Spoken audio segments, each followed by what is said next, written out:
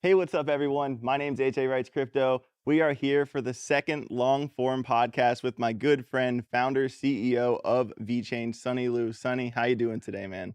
Doing great, doing great. I'm very happy. We're shooting the second episode now. Yeah, Still two more to go this year. two more to go. It doesn't get any better than this. But right now, we're at the Sin City studio podcast here in Oh, Las it's Vegas. This is just professional, man. amazing. They're doing a Yeah. really good job. I'm really stoked for them. But, I want to kind of start at the beginning. We got a lot to get through today for the V fam. We got a lot of bases to cover. We're going to talk Dana White. We're going to talk Power Slap, the new Yeah, CMO. We're going to yeah. talk Stargate. We're giving away Teslas, by the way. I don't know if you know this.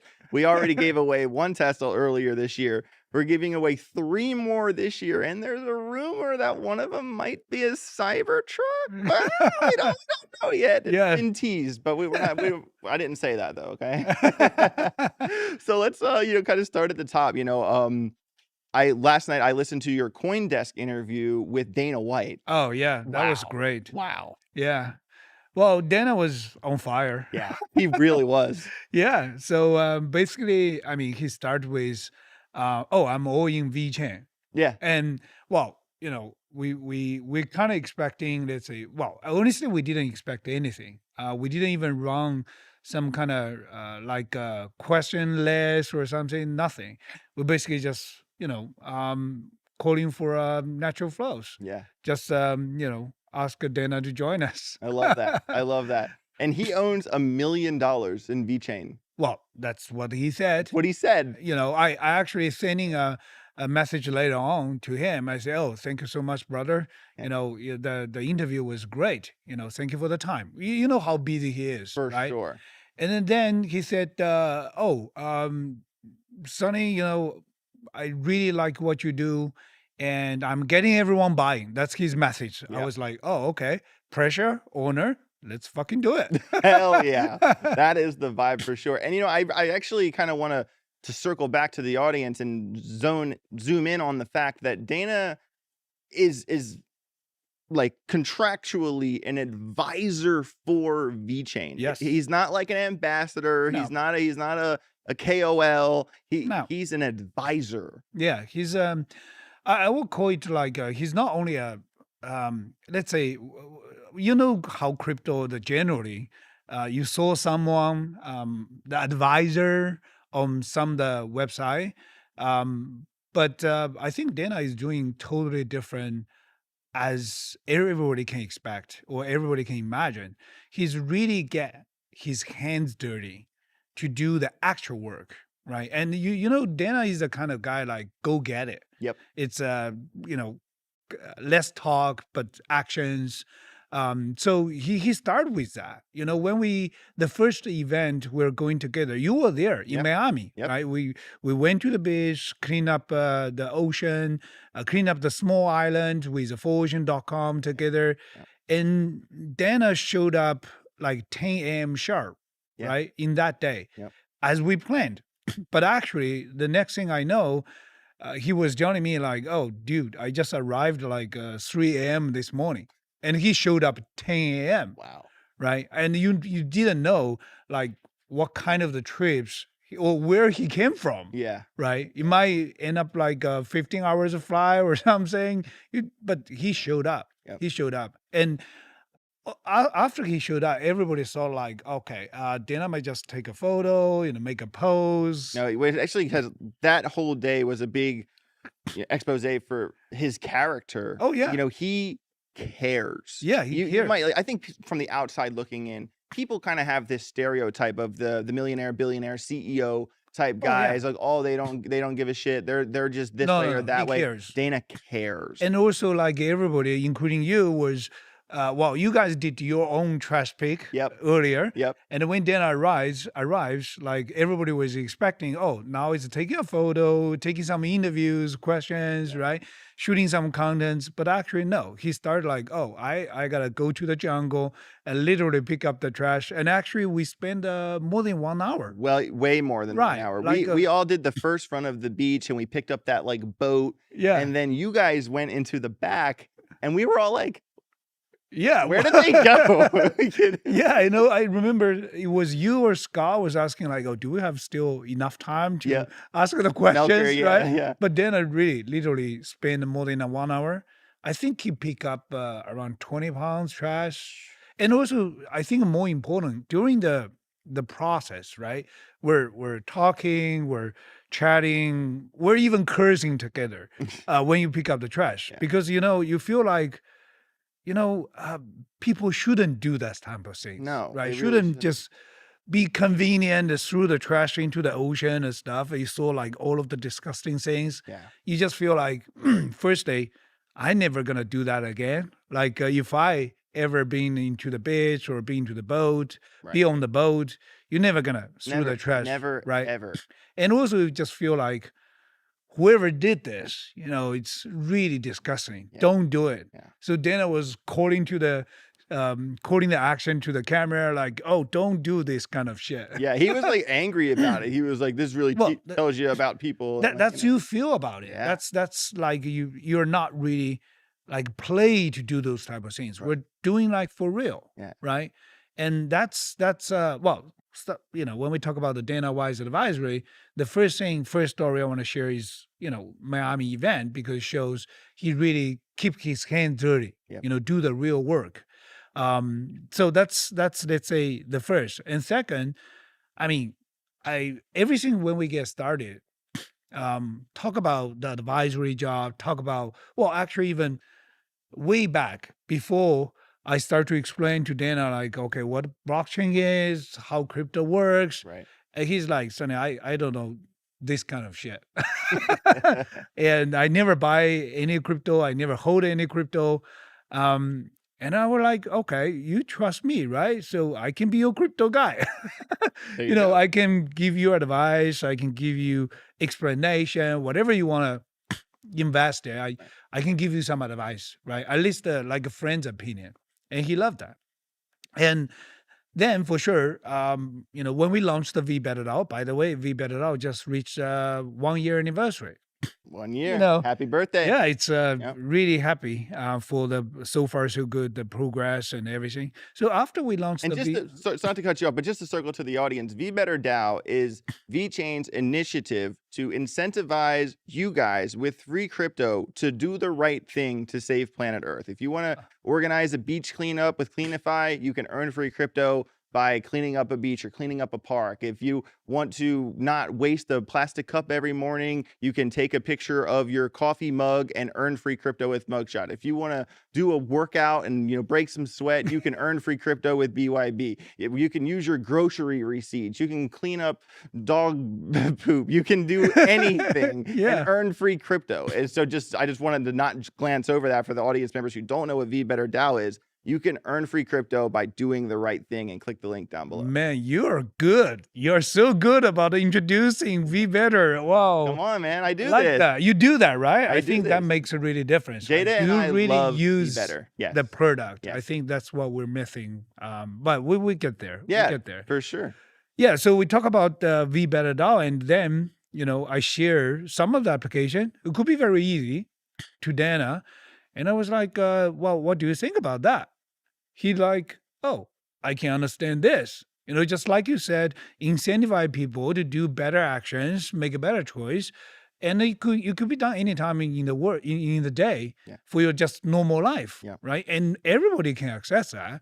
And also with the social login, you don't need to worry about the crypto wallets or the private keys, memory phrase, losing the assets, whatever. The easier it is for people to get involved, the more people are going to do it. And it's a beautiful thing to not have to do the seed phrases. Because you lose people. You do, and it's actually really awesome the times, I have the Cybertruck with the wrap on it. And, people in a parking lot will ask me, oh, how do I earn free crypto? And I explain it to them. And they're like, that's genius. I never knew crypto was so easy. Yeah.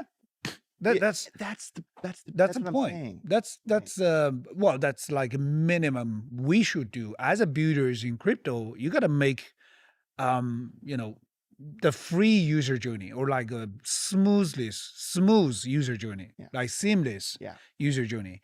Otherwise, like how can we get to the real mass adoptions? Right. Right. That's well. For Anyway, sure. For there sure. are many things to talk about it. Yeah, we always kind of branch talk, but Yeah. we'll try our best to. We will get So back. we'll get back. So We'll pull back. Dana White, advisor, and a question I wanted to ask you is that I'm sure you've been. I mean, VeChain's been around Right. forever. It's been 10 years. Yeah. a long time. Yeah. And you've have so much experience, like coming from Louis Vuitton and everything you did before that. And I'm sure you've had people telling you, oh, you should do this, you should try this, try that. You've had advisors in a bunch of capacities Yeah. for your entire professional career. Yeah. So my main question was, what has something that Dana has brought to the table for VeChain Mhm. that kind of made you go, huh? Oh, I never Well, thought of that. that's what I'm actually wants to. I was getting into that, Perfect. which is Dana understand what we're doing. He really understand that, and it's like we talk about. It's simple, it's easy to understand, and even feel passionate about that. Especially when we would talk about a 4Ocean event, right? 4Ocean activities. By the way, 4Ocean.com also a very good organization. Are devote themselves to clean up the ocean. Recycle the plastics they collected. Yeah. Great team. Amazing. Yeah, and also Dana loved them 100% as well. So basically, you can feel like those kind of the projects, or when you try to do those events by yourself, you are in the middle of it, clean up the stuff, do something good actions, and you feel this is the right thing to do. And it's not only feel like, okay, I should do that. Actually, I really motivated, or psychologically, I just want my friends, my families, like, we talk about the kids, we just talk about the kids. Yeah. And I feel like, okay, I got to get my daughter, I got to get my kids, to really to behave, or, to really do the best that you can to protect the environment we live in. Yep. Right. So when you do things, you feel that way. Yeah. And Dana feel that. So that's what I'm saying. He's not like, okay, I'm a billionaire. I'm already very successful. He is, Yeah. right? And he's a big influencer around the whole world. And he's capable of many things, right? And he proves that. But still, he's not like, okay, I gotta just tell you what to do. 1, 2, 3, and you do that, right? That's, I will even call it like irresponsible advisor. He's not like that. No. He's like, firstly, he wants to understand you, like understand what you're doing. And he's kind of looking at from the like investor perspective. Like, okay, is that thing gonna work? Or is the model gonna work? Or is the product really good to use? Can be adopted by many users, many people. So the first thing he start is like, I try to understand what you do, right? And once he understand, he's like, I like that, Yeah. and I feel really good about, that the whole ideas, and also the deliveries. It's not just ideas, because you don't draw your application on the presentation, show to Dana. Dana doesn't want to even look at that. Right. Right. So basically, he got to play a bit. He got to use that. And then you feel like, okay, that's something I feel, it can work. Yeah. Then I provide you advisories. That's the first thing. And second difference is, we become like super transparent and honest to each other. I told Dana, like, okay, I'm a product guy. I'm a technical guy, right? Okay. I grew up as a network engineer and do some coding. So I like to do products. And actually my, let's say, role model, the first role model of mine is actually Steve Jobs, the best product manager ever. Yeah. Right. For real. So I told Dana like what I can do, but I don't know. I'm not the expert in terms of marketing, in terms of communication. That's his best about it. And plus he's, resourceful connections and able to get things done, that kind of, capability. Yeah. Right. And then Dana was like, that's great. I'm not a technical guy. I can understand your product. I'm never going to understand the technology behind, which is normal. Yeah. Right. And we can make a perfect team. Just tell me what you need and, let's discuss. Let's work out. And with the leverage of the entire TKO networks, you can try everything. We can work out some like dedicated solution to help you how to outreach, how to get exposure to the hundreds of millions of fans of the UFC Power Slap around the whole world. And I do just want to cycle back. The whole TKO merger has been a very big deal for VeChain because, like, when I first started hanging out with you guys, I met you guys a couple years ago. It was UFC, but now, as the Sonny's relationship with Dana has improved at the TKO merger, now VeChain is a title sponsor for the UFC, PBR bull riding, Power Slap, and the WWE. Yeah. That is absolutely insane. We're also in the center of the WrestleMania, right? Yes. I mean, tell me one layer one crypto project that has that kind of exposure. That's next level, Sonny. That's next level. Well, and also like I think it's not only about just the exposure, just the PR. I would say it's also about the user adoptions, right? And that's the third point I would just highlight. Dana's, let's say, the difference coming from the Dana's advisory job. Actually, it's more than just advisory, right? And the third point is he really do the actual work to make things happen. For example, we were talking about we're going to talk about the BYB. We have fun with that this week. Oh yeah. And actually, when we talk about the BYB, firstly, he instantly understand this idea, right? You saw the stories about Dana use like a few years to grew up Apex, coming from the different shape and until to be the Apex with that kind of discipline, efforts, continuous efforts. Yeah, the big guy. Yeah. And it's very hard. Right? Yeah. Train yourself, be disciplined, eventually get Apex is really, really hard. So he understands that. He understands the functionality or the meaning for the BYB. Encourage people to do the workout, no excuse. You can do anywhere in the world, right? You can do it in a hotel, you can do in the airport, even I was joking about Dana. I say you can do that in your private jet. Right. Yeah. Right. So just to cycle back to the audience, BYB stands for Build Your Body, which is a brand new DApp on the VeBetter DAO where you can earn free crypto from UFC. By doing simple workouts like jumping jacks, lunges, push-ups, and there will be more exercises released along the way. Eventually, you'll be able to unlock like your favorite fighter's workout. And follow along. If you do it, like you have to unlock them doing it. This is just getting off the ground, but it's a brilliant idea. Just the other day, me, you, Paisan, Ellie, we all went to a gym, MMA gym here in Las Vegas. Shout out to Coach. And we did a BYB like photo shoot, commercial competition. Competition with Cheeto Vera. If you don't know who Cheeto Vera is, watch the UFC for 5 minutes. You'll figure out who Cheeto Vera is. And good guy. So we all kind of competed against Cheeto Vera. And if you lost to Cheeto Vera, you get kicked. You get kicked in the leg. And Sonny got kicked in the leg twice. I got kicked in the leg once, and I'm still limping. But we ask for real, right? Just want to taste a bit. Yeah, I was like, hey, let it rip. Let it rip, bro. Yeah, but I think that in terms, like, I believe that VeBetter DAO has done an amazing job in the first year. I mean, literally millions of users, over 1 million users on Mugshot and over 1 million users on Green Card. Amazing. And that's just getting started. I think BYB will probably get to 1 million faster than anything because of the demographic VeChain is going after. We're aiming this at the UFC audience, at people that like fighting, at people that are about going to the gym, working out, getting strong.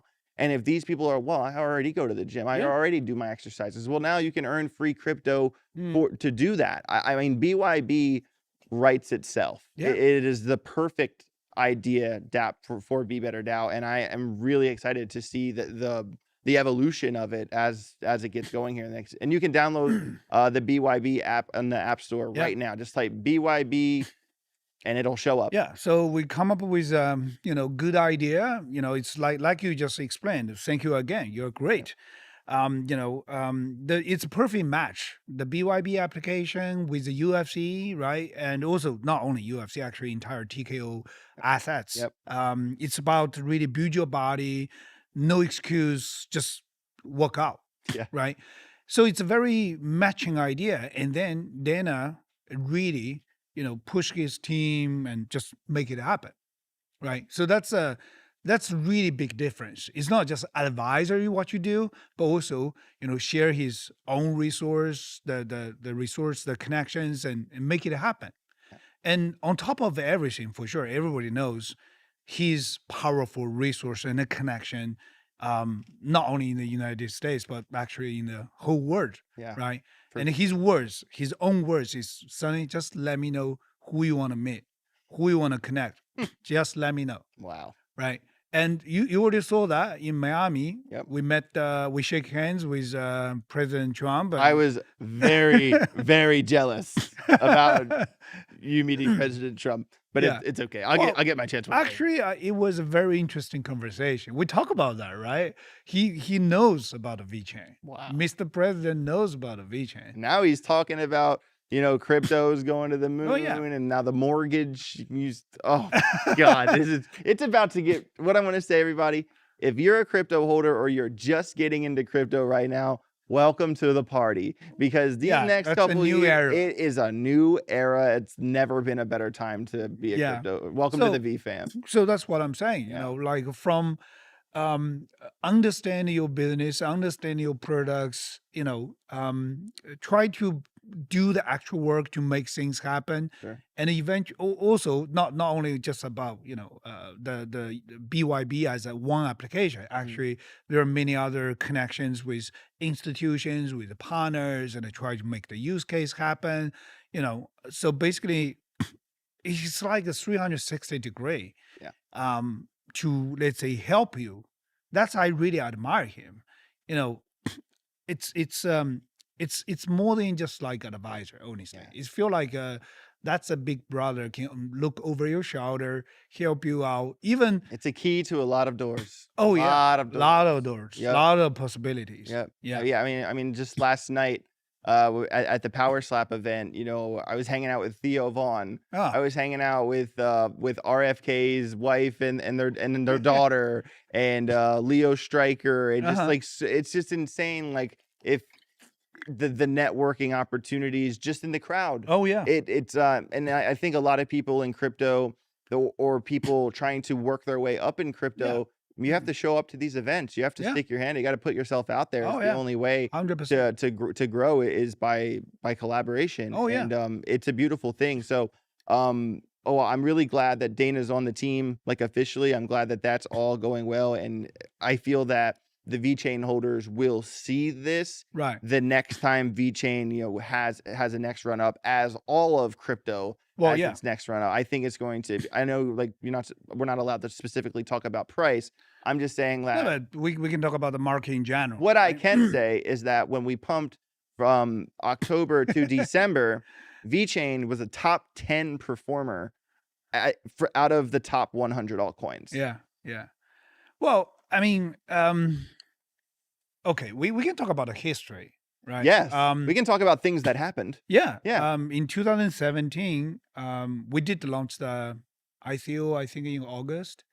And then next thing we know, it's September 4th, China ban ICO stuff, right? Mhm. Even though, let's say, we were starting from Singapore, but it's kind of like the whole market got hit, right? And most of people still confused about Singapore, China, Yeah. you saw the funny stories like last year, but next thing we know, we rise from the whole down from the market, right? In January in 2018 or December 2017, reached the first all-time high, and it was like 300 times comparing with initial price, something like that. Okay. Just a few months, right? Yeah. And everybody gets super exciting.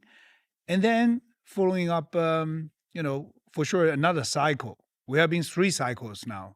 So the second cycle, everybody goes down as well. everybody was like disappointing. Everybody was, yelling, all of the price talks, But right? of course, but with the price talks, like we call them price talks. But what we have to understand is that if any altcoin fluctuates, like if VeChain goes down in price, it's not a VeChain problem. It's not like the No, team no, at no, VeChain. no. All altcoins fall. All altcoins Wow. rise. Let's It's a cycle. yeah, let's talk about that as like a market situation. A whole market. I mean, right. from I learned from some of our institution partners and also the financial guys. It's called beta and alpha. Beta means that's a market situation, right? All market goes up, market goes down. That's like we even talk about the traders usually like ride the flows, right? Ride with the market trends. Yes. So that's what we call beta. But the difference is the alpha part. Like how are you going to do actively to make your own deliveries and eventually even drive up more, right? Or you do things worse, you could down more, right? In general speaking, for sure, still very complicated. The factors, like so many factors, could impact the price. But eventually, I think for a project team, what we really should do is just focus on the deliveries. You keep evolving, and also keep, let's say, matching what you should do in the different stages. Yeah. Right. So, let's say later on in 2021, we really come back, even hit the next all-time high, which is insane. 21, we hit 27 cents, 27, 28. 27.8. Yeah, something like that. And which is like 3 times than the first all-time high, right? So sure, we really, I do appreciate the entire bull market running, whatever from 2017 or 2021, but also the 3 times then the first all-time high shows what we really deliver, right? And it's just like, okay, now everybody's waiting for the market, right? I cannot predict like when the market will happen. Of course not. But the alpha part is what we can control, what we can really deliver. And this circle, and also following the third white paper in released in 2023. Oh shit, 2 years now. And we identified our strategy is focused on the sustainability angle, building the massive adoption ecosystem for applications, right? And the white paper called the Web3 for Better, and the delivery following this white paper is vbetter.com, right? And also all of the different applications. And so far, from we are at the anniversary stage. So I was asking for a data review to take a look, 1 year, what we achieve. Sure. And for entire beta ecosystem is 2.7 million users so far. Wow. So that means 2.7 million users has been doing some actions in the past. That's amazing. Right? Congratulations. Like that's astounding. We're just getting started. Just getting started. Yeah, just getting started. Wow. Actually, I was thinking, I was discussing with one of my friends, the first 1 million user Facebook got, took like 15 months or 14 months. I would say, okay, 1 year, 2.7, not bad. Yeah. But, we're still just getting started. And also, like you mentioned, there were 2 single applications are able to pass the milestone or bar, as like we call it the super application. It's whenever you pass the first 1 million user. So now Mark Shaw and Green Card, they just passed the being the 2 super applications. Yep. And we're definitely expecting more. I think EV Earn is going to get there with the there's more and more electric cars. Yeah, EV Earn actually got the different highlights in terms of the performance, right? Okay. In terms of the user growth, it's not that much, thousands of the users, but the retention rate, the user retention rate is almost 100%. Because last time someone does it, they do it every They do time. it every week. And just to circle back, EV Earn is an DApp on VeBetter DAO where you're incentivized with free crypto in form of the Better token to charge your electric vehicle. So if you drive a Tesla or an electric vehicle, you literally can earn free crypto every time you charge your car. Yeah. Well, that is so cool. Yeah. Well, so far we're sticking with the Tesla only, but Yes, looking Tesla for only, right. integration. Well, the thing is, actually, I do appreciate the support from Tesla. You know, we will be able to build up the API very quickly. So the user can log in the EVN with your Tesla accounts. Yep. And also, basically, every time you charge your car, you don't need to do anything from the user perspective. Yeah, it's so in the Cybertruck, it's already just put the number in, boom, you're done. Yeah, because your charging session, the data from your charging session goes through the authorized API by Tesla, automatically loading to the decentralized application, to the smart contract. You get the rewards right away. That's so cool. Right. Well, actually, you are able to. I just feel that way. You know, I just feel it. You are able to describe most of the applications because you are the real users. You use that, right? Of course. You charge your Cybertruck, you do the coffee shot, because you are the user, so you really use that, and then you are able to explain that well. You're able to talk about that. You feel passionate about that. Of course. That's a key point about the VeBetter DAO, right? You gotta get the product really used by the user, and then when users start to use that, they love that. They will start to share with their friends, share with their families. You know. And to build on that, is this what I tell people that are like, you know, like, how did you find so much success in crypto? I want to replicate your success in crypto. Yeah. And I tell them, listen, crypto is a lifestyle. This isn't something you just do like once. internet. Yeah, it's like you do this is something you integrate into your daily life, and you do it all the time. And VeBetter has been integrated in my lifestyle. You have your coffee, you charge your car, you go to the grocery store, you get in a workout, and like if you pick up your dog poop, you pick up the dog poop. There's so many things that you can do on VeBetter, and there's only going to be more applications as time goes on. Yeah.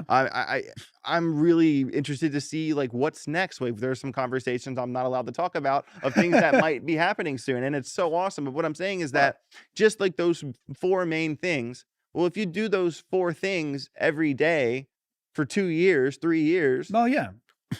Well, it's a lifestyle. That's what I'm exactly talking about. You know, the VeBetter DAO is basically demonstrating how crypto can really change people's life, can really adopting massive, you know, ordinary users. I'm not just talking about the crypto guys or just normal experts. People that aren't exactly normal people. Normal people. So they are able to, let's say, use a crypto on daily basis, just like internet today. And then when you think about the valuation part, well, it just matters of, you know, your user growth. What kind of problem? How big the problem you're solving, right?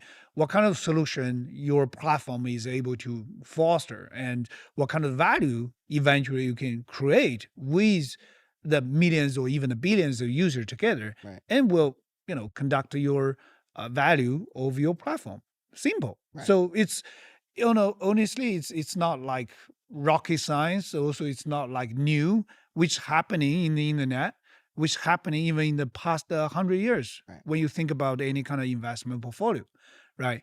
So, in summary, I would say that's, you know, the entire crypto market is going through a main shift change. We have been talking about many times, right?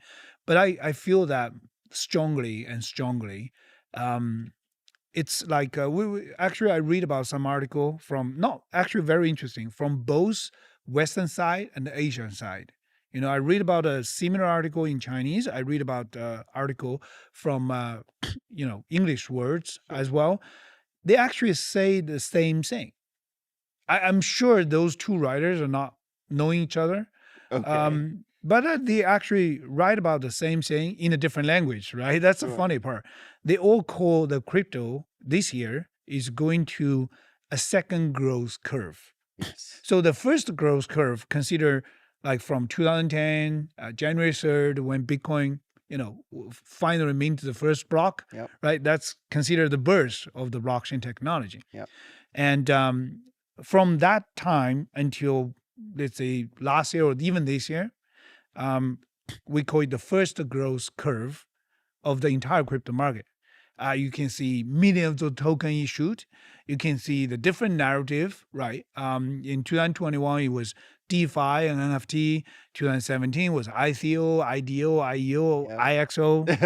IXO, idea. Yeah, lots of many all the other. I's and the O's. Yeah, the formats, Yeah. right? Even before that, 2013, it was Bitcoin mining, it was building the mining pools, or even different type of altcoins like LTC, Doji, even the Bitcoin forks, that kind of the waves. Yep. So you can see different Phases. Yeah, phases. Yeah. Even we would call it the sub phases, Sure. because everything within the first 15 years, we call it the first growth curve, right?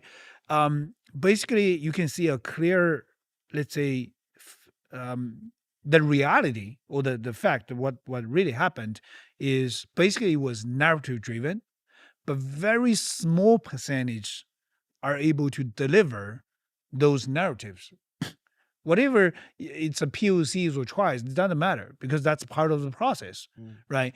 So basically, it's a narrative driven market, and very few projects or very minor part are able to deliver the real narrative, whatever you try to say, right? But also accumulated many, let's say, useful tools or useful protocols. I still feel like lots of people say it's NFT is gone, NFT is dying. No, they're not. No, NFT is actually a tool. Yep. It's matter like how do you use that tool for different type of use case or to create the different type of products. Yep. And people like to use that. Then, you will come back, right? DeFi is the same thing. DeFi is still mainstream in the crypto, but DeFi is also a tool.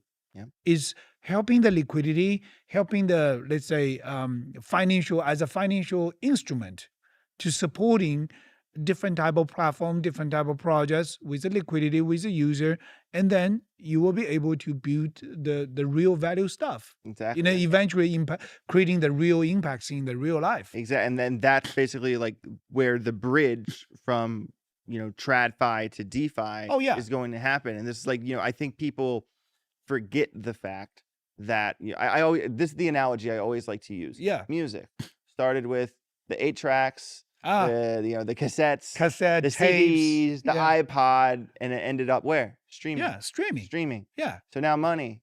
It's iterating, right? It's it's let's say evolving all the time. Yes. Right. Yes. So basically, like you mentioned, the best let's say result coming from the first 15 years is the accumulation of the different type of the tools and technology involvement and all of the trials, right? And those are really matters. Honestly, those, even I have to say, all of the up and downs in the last few 3-4 cycles, they matters because that's a process, how you get there, right? And there was a famous joke in China, actually, when I was a kid. The joke was, well, it's not more than a joke. It's actually a story, educational story. Sure. Okay. It's like some dude, was hungry, right? And he tried to eat something. Let's say we call it the dumplings. Okay. So he tried the dumplings and he finished about like 7.5 dumplings. And then he feel like, okay, I'm full, right? And then the next thing he said, like, oh, I shouldn't try that hard for the first 7. I just need to eat the last half dumplings, then I'm full. I don't need to eat the first 7 because that's how, it's so stupid, right? Yeah. But most of people don't really, realize are actually trying to get to the last half dumplings. They will just say, oh, you did this and you're successful, and you're, in the top of the world or whatever, or you, like Elon Musk launched the recycle, rockets and being the major contributor in terms of the payload to the space every year. It was incredible, right? But you also need to see it's not from the last Falcon 3 engine. That's not that's the last half dumplings. Exactly. Right. You also got to see like what is the effort, what is the work has been done in the last 8, 9, or even 10 years before the success. For sure. Right. And that's kind of what I was saying before, like the evolution of the music. I do on a fundamental level believe that eventually in our lifetime, crypto, blockchain technology will be the common denominator for the entire global cross-border payment system. Well, yeah, I think that is inevitable. I And when we talk about the 100%. first growth curve, and just think about, the total market cap of crypto, Mhm, $3-4 trillion industry. mhm. If you really play the tape out here and you think in our lifetime we won't see it go to 20, 40, 50, 60, and Yeah, just keep I mean, this is just the beginning. And I yeah, think so many people get caught up with the price talk, yeah. get the day to Well, day. It's just like, think bigger, think yeah. bigger. Well, honestly, the let's say I'm also investor. I don't do daily trading for sure. Sure. I don't have at that time, but I'm also investor. I invest Team Dripper Fund. I'm a leading LP of Dripper Funds. I'm even need to give. I have obligation or duty to give some advices for some of the projects they invested. Sure. But let's say my philosophy about the crypto is like, okay, I usually ask my own question to myself, saying like, what exactly you're betting on, right? You invest the crypto market, invest the blockchain companies, technologies, products, business model, whatever. Mm. You bet on something, right? So right now, my first principle is okay. I'm betting on crypto as a whole, not only just Bitcoin is one. Honestly, another point is I kind of in my portfolio, I have almost nothing about a Bitcoin now. Everything goes to VeChain, but that's a different Yeah, story. so not to cut you off, but I don't hold much Bitcoin, but I did just have my first child. I had a baby girl about 3-4 weeks ago. Her name's Aria, and Aria has a full Bitcoin. Ooh. She has a full Bitcoin. She also has some VeChain and Algorand. I made her a portfolio, but I wanted to buy her a full Bitcoin because I said that she's not allowed to have it until she's 25. Oh yeah. Not 18, Yeah, not yeah. 21, Yeah, 25. yeah. Because I'm just so curious, like, So by the time she is allowed to have her Bitcoin. that's exactly what we're talking about. Yes, Right? You're betting on this industry. Yes. And this industry going to represent, the next wave of internet. We call it Internet 2.0. We call it next thing to change the whole world. Mhm. Even along with the other emerging technologies like IoT, the AI, and the crypto and the blockchain, Mhm. and you're gonna build a whole new world.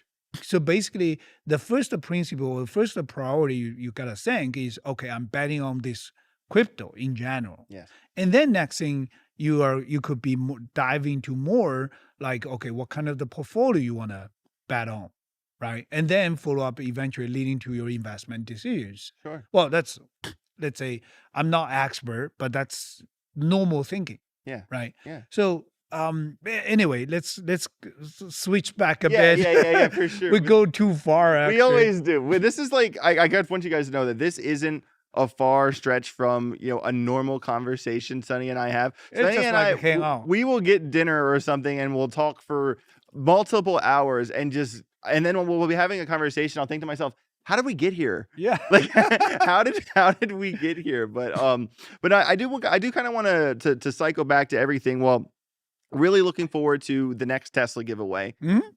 By the time the audience is watching this video, the next Tesla giveaway will be live. And the first one received is a community member from Korea market, right? I thought it was Nigeria. Nigeria? I'm pretty sure it was Nigeria. Okay, I saw some tweets like interacting with a Korean or something. Oh, okay. Maybe I made a. It was not an American. No, it was not American. It was the email back and forth. He was like, I sent like, hey, congratulations. Yeah, and you can feel the time difference, right? Yeah. I sent him an email and he replied like in 7 or 9 hours or something. Yeah. But he was like, are you serious? Like, are you kidding me? And I was like, no, man, that's you. Yeah. That's you. It was funny. It was funny. But that's it's so awesome to be able to change someone's life like that, that type of impact. And that's like, that's why we do this. Yeah. That's why we do this, you know? And, but by the time you guys see this podcast, the next Tesla giveaway will be live. If you want to win a free Tesla, there'll also be merch you can win. There's also I'm going to put probably $1,000, $1,500 of VeChain of my own money on there as well. And we'll probably do like, like 10 or 15 people will win $100. I'm just going to go ahead and do 15. Wow, yeah. Make it official. 15 people will win $100 in VeChain. 10 people will win a VeChain merch pack, and one person's going to win a Tesla. Oh yeah. And if you don't want the Tesla, you can accept the money if you don't want the car. Yeah, that's my own money. So yeah, hey, but it's for a good cause, because for people to get involved in this giveaway, yeah, they have to download VeBetter. They have to download BYB. They're like kind of integrating into our ecosystem. Some actions. And I mean, it's not. It takes 5 minutes. It's not like a work, No. But no, I just think the giveaways are a really good way to show the audience, like, hey, like, this is what we do. Like, because VeBetter is about incentivizing people to do the right thing. I think that these giveaways are kind of like a bigger version of incentivizing people to join VeBetter. Exactly. To get involved. Exactly right. And I think that we've done a good job. I feel like the first giveaway was a really big I learned so much about that process. I can tell. And this time I'm ready. Oh yeah. I am ready for this next one. So okay. Certainly look forward to that. Yeah.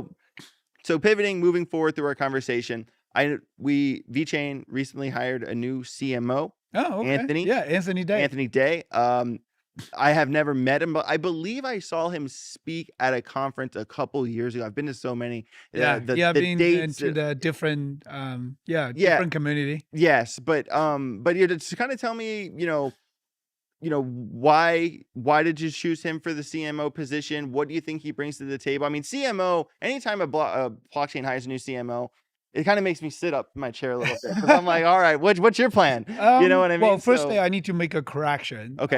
Anthony's not CMO yet. Oh, okay. That's kind of I want to be transparent. Sure. Anthony definitely the CMO type. Okay. Definitely, no question about it. I know him for years. And he was in the same team with our CTO, Antonio, in Deloitte. I got, for sure, quite good background. The career journey was incredible. Sure. But also I made a agreement or deal with Anthony. Well, when you join VeChain, you got to try to do something, right? You want to be, let's say, CMO. I honestly, I don't really care about the title. I even make jokes to my team all the time. I say, if my title is better to be like a receptionist or no offense or anything, just different type of title, right? And I would do that. Title means nothing. Yeah. Right. But also, let's say my deal with Anthony is like, okay, you gotta be adopting into what VeChain is doing, because we're doing something like quite unique, right?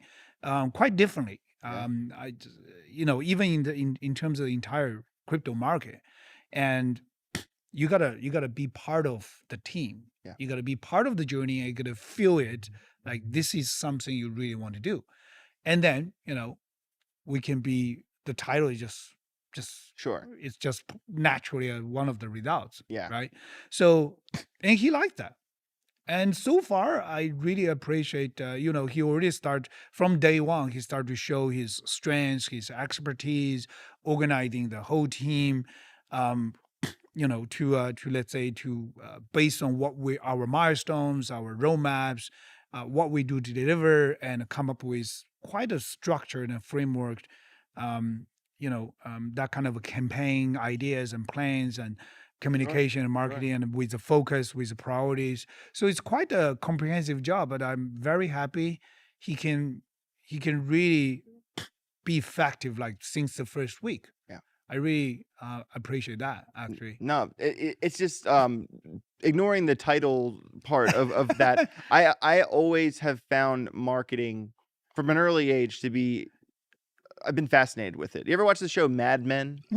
Donald Draper? Like, marketing is an art form. Yeah. It really is an art form. And I, every time, in the crypto world, for instance, when Mark Vandenberg became CMO for Algorand, right, I started talking to him, and like, just because he came from like the whole Android phone, and he did a lot of stuff with them, and it's just like so interesting to hear everyone's take on, okay, here's our game plan to get the next million users. Yeah. And I'm always fascinated with that conversation. And I would personally like to, regardless of what his title is or isn't, I would like to do an interview with Anthony at some point. I Oh think yeah, that would for be sure. super cool. Of I course. think, yeah. Of course. Awesome. All right. So right now it is, as we're filming this, it's Mhm. June 28th.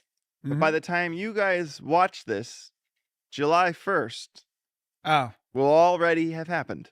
yeah, yeah. Stargate. Let's talk about Stargate. Let's talk about the reason, Okay. the vision, the outcome, and why this is such a big deal for the V fam. Yeah. This is big. This is really big. It is. I would say so far it is the biggest upgrade, and needs to be even separated by the 3 different stages.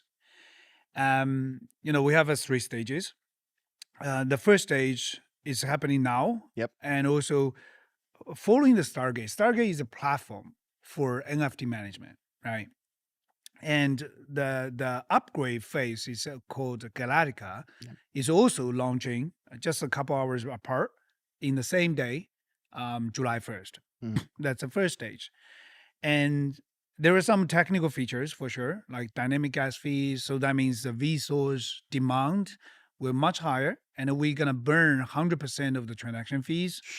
And the issuance of the VSOR will be changed in the next phase, which will be which is Hayabusa, launched by the end of December this year. That's the second phase. Yep. And including bunch of the technical features and very importantly tokenomics upgrades. Yep. To allow normal people to operate NFT to participate the protocol level and receiving the protocol rewards right away. Exactly. Right. So Directly. So just layman terms. Okay. Put it simply, it is an overhaul of the tokenomics, because VeChain and VeThor kind of a 2-part thing. Yeah. And so if you buy an NFT, there's tiers of the NFT. Well, it's you stake your VET right to get the NFT. Excuse me. Yes. Yeah. You stake or you can buy it. You can buy it from the open market. Okay. So you can stake your VET to get the NFT, or you can buy the NFT. Yes. Okay. I did that. See, this is important. Yeah. And then once you have the NFT, depending on which tier you have, yes, you receive a certain amount of VeThor. Yes. And it's actually important to accumulate VeThor because of that's the only way you can accumulate the VeThor. Because it used to be, I have VeChain in my wallet, I receive VeThor. No, not anymore. Not anymore. Exactly. Yeah. So, but I think now, although that part is gone, doing it this way is almost better, because now that there's the deflationary aspect for VeThor, it's kind of really good idea. Not like let's say it's a balanced. Sure. Let's say the VeThor's demands will be higher, but the issuance will be much lower. Yes. So that's a balance we wanted to reach, and eventually you will come up with let's say when we say we have more applications, more user activities, right? And think about that. Right now we have a total around 8-point-something million addresses overall. The entire VeChain blockchain. There's over 8 million. 8.7 or 8.5 so far. We accumulated until today. And there are only 2.7 coming from VeBetter DAO users. Right. And VeBetter DAO is going to continue to grow, right? We're still setting up the first target as 20 million user. Yes. And you could be exponentially grow. Like if you're referring to any kind of, internet players happening in the last 20 years, right? How Facebook getting the first 1 million user, and then the first 5 million, first 10, until like first 1 billion user, it going like faster and faster in the later stage. Yeah. So that's exactly what we are expecting for VeBetter DAO, to getting on board more users, generating more transactions. So that means more transactions, but lower assurance, then it will be like deflationary. Right. In the end. Right. So, say someone wants to stake some VeChain or to purchase one of those NFTs, what do they have to do that? It's very simple. Just go to the Stargate.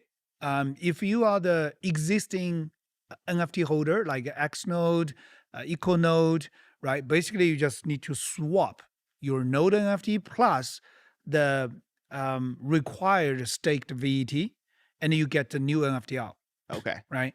Or you just go to the marketplace. It could be the marketplace inside of the Stargate, or you could be any kind of open marketplace, could be operated by WorldV, or any players, right? Sure. Basically, you can buy the NFT, and then you will be able to participate the, let's say we call it Hayabusa incubation program, which you are incentive program. That means you will be you will get the rewards from day one, from July 1st, and that's the extra incentive we subsidized from the foundation's assets. Sure. Yeah. Interesting. So, I actually feel that I think I'm going to try to make a tutorial video on my channel to like a step by step to show, hey, this is how you do this. So what has been, some of the like what the community, I kind of feel like is some people are kind of torn. Like some people think it's awesome because you have this opportunity to receive more VeThor, and some people are like, hey, I used to get it for free, now I don't. How do you kind of navigate? Let's say one of the most important reason why we do that is actually following the regulatory requirements. VET and VeThor got MiCA compliance through the Central Island. That's big. That means we will be able to serve and reach all of the users in Europe coming from 27 countries, which are still growing. More countries are applying to join the MiCA regime. Well, MiCA is a typical European regulation for crypto, defined as 3 different classes, but also we call it passport type of regulations. Right. So it's like if you're good here, you're good there. You're good everywhere. Exactly. In the Europe, right? Like a Schengen visa. Yeah. When you go to Europe, if you try to apply visa, you can apply from any country in the Schengen community or Schengen circle, right? Group. And once you get the visa from France, you can travel everywhere in Europe, almost. It's a very big Schengen regime. It really opens the door to millions and millions of people. Yes. So MiCA is the same thing. Yeah. That's why we call it the passport. You go through whatever the jurisdiction in the 27 countries. Once you get it, you will still need to do a little bit extra step to upgrade to be the MiCA accepted by 27 countries. Sure. So we done the job for VAT and VeThor, and we're in the process to work for the Better token as well. Sure. To get the MiCA compliance. That's one big side of the story, right? The other side is actually we're following the SEC guidance from the US market.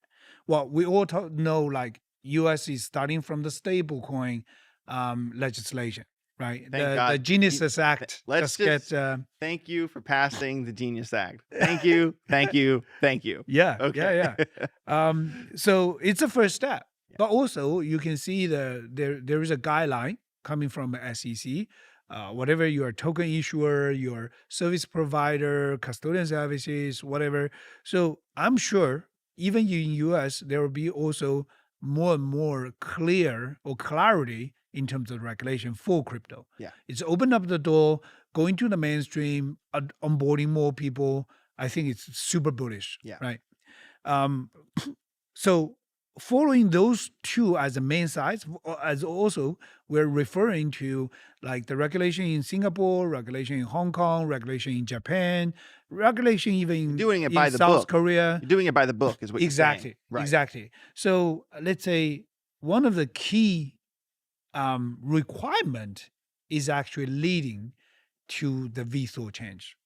We have been thinking about tokenomics upgrades for years, trust me. Many community members, raise up the concerns or fire up the challenge. Like, VeChain's tokenomics haven't been changed for years, blah, blah, blah, in the future, in the past. It is true. I knew it. I've been aware of this kind of the challenge all the time. Yeah. And we have been thinking about the upgrades for years. I mean, we talked about this years ago. Yeah. Yeah. But let's say what exactly we want to be. There is a theoretical by design, by the ideas, sure. The other part, you got to make sure it can be regulated. You're Exactly. following the regulation, Exactly. right? So until almost the end of last year, we kind of get a much clearer picture. Like, okay, Mika is like that, and we are getting to get compliant with Mika, and also study all of the different type of regulation requirement, and we find a common spot. And especially after President Trump win the White House, we know the regulation environment for crypto is going to be the different. And even Paul Atkins, who replaced Gary Gensler, has just come out and said, people want to participate in DeFi. People want to stake their crypto tokens. We don't have a problem with that. Yeah. That's such a big deal. But you got to come up with a clarity. Of course. What can be done, what cannot be done, right? So for all of the builders, all of the players in the crypto market, they know what exactly I can do. Yeah. Right. And what should I do and what shouldn't do. So that's actually very important in terms of the regulation. So basically in the timeline, we know, okay, no question for that. The regulation will have much clarity, and we already study all of the common parts as a requirement, and then we make that kind of change. Okay. So basically, number one rule is there's no passive income for, whatever the token holder and everything. And basically the second, in another meaning is if you want to get in any kind of rewards, you got to do something. Of course. So it's like X to earn, right? Yeah. You wanna earn the VSO as a rewards, as a rewards. Firstly, you got to do something. Yep. You got to stake. You got to participate the core protocol, right? Participate the consensus. You're doing something. That's the way it should be. That's the way it should be. It should right? be. I mean, if you're going to work out to earn, you're going to, charge your card to earn. Exactly. Just like VBetter DAO, you have to X to earn. Yeah, even from the beginning. Yep. Like how are you going to earn Bitcoin mining? You got to mine the Bitcoin. You got to Bitcoin. do the mining. You do the work. You got to do the computation power for hash power for the entire Bitcoin blockchain networks, right? So that's actually was original design, which is totally fine, right? That's the first. Secondly, it cannot be the rewards coming from, let's say, any entities or any companies, especially coming from, it should be coming from the protocol itself. That means is predefined in the smart contract, and nobody can change that, or everybody change that. Like going through the governance process, vote for the change, that can be done, but not single one or small group of people can make a decision. Like we can give the rewards this way or that way. No, it has to come from the protocol level, right? So that kind of leads to the ultimate purpose why we want to do the VeChain Renaissance by this kind of the design with NFT design is actually try to enable the real decentralization, meaning have inclusive adoption for normal people to participate the consensus work. Like, well, the first, we just lay down the ground rules, right? You got to do something, you got to do the work, and you get the rewards. Yes. So what kind of the work you can do to participate the consensus, to maintain the whole network security of any blockchain networks, including the VeChain blockchain, right? Yeah. And we know the barrier most of the time in most of the blockchain networks, almost everybody else, setting up the validator is different. It's tough. It's difficult. It's not that easy. Let's put it this way. It's true. You got to have a certain level of technical capability. You need to know how to set up the server, how to configure, the security measure, how to manage your private key, how to update It's your a rabbit client. hole. It's a rabbit hole, for right? sure. So basically, you think about like you got to be a technician. You got to be an IT guy to set up the whole server and do the node work, to do the validator work, right? So it's really a hustle and a barrier, to most of the people, including you and me. Actually, I haven't done any coding for like last 20 years. Yeah, I don't know how to code. I gotta maybe spend some weeks try to pick up the stuff and catch up the trends. Yeah. Am I able to run a node? It's so funny. It reminds me of this Joe Rogan joke. He says, if I dropped my friend off in the forest with no resources, how long would it take him to send me an email? Well, exactly, right? Like it's a good point. So the point is, you got to remove those kind of technical barriers. Yeah. And how are we going to do that? We come up with this idea, use NFT. So basically, as we discussed, normal people, you got a VAT, right? You got a VAT, and you can go through the Stargate to stake the certain amount of VAT. There are 10 levels to mint the NFT out, and you operate the NFT to participate the consensus, and you get the rewards automatically, not go through any middleman from the protocol as a rewards, because you are part of the security of the network. You are part of the staking ratio over the networks, and your staking amount, we call it the effective amount, will be calculated into the probability of the next blocks, which means who are extending the VeChain blockchain blocks will be decided by entire staking. It's a complicated calculation. Proof of stake. Yeah, proof of stake. Yeah. That's what we call weighted delegation proof of stake. Weighted delegation proof of stake. So weighted based off of the node level, the NFT level, the validator difference. So validator, delegator, there are two different. Is this proprietary? Yeah. Weighted delegated proof of stake? Is this the only layer one that does that on proof of stake? I don't know anybody else is doing. Well, you always hear a bunch of pure proof of stake or this or that. You always hear the whatever words. Well, there is let's say there is a different type of the blockchain may do that kind of a delegator role as well. Okay. But we are the first one to use, let's say, to use the NFT to be the delegator and mix this with validator. Brilliant. So that kind of the networks, it not only just rely on the validator, but also relies on the delegator as well. Okay. So delegator is the one to holding the NFT, and the validator is the one to run the nodes. So they got to work together to secure the networks. Actually, as a matter of fact, we're kind of based on the mathematics expectation calculation. Probably the validator will represent 30% of staking, and 70% will coming from the delegator. Okay. And so that means we kind of really enable real decentralization, because you will be decided by, could be up to 500,000 NFTs. Those 500,000 holders are going to decide the future networks with 101 validators together. So that's a real purpose. I think when people talk about the meaning of decentralization or each definition, I think there's obviously it can be everyone has their own reasons why this is decentralized. I think there's not really a better example. I think that's very.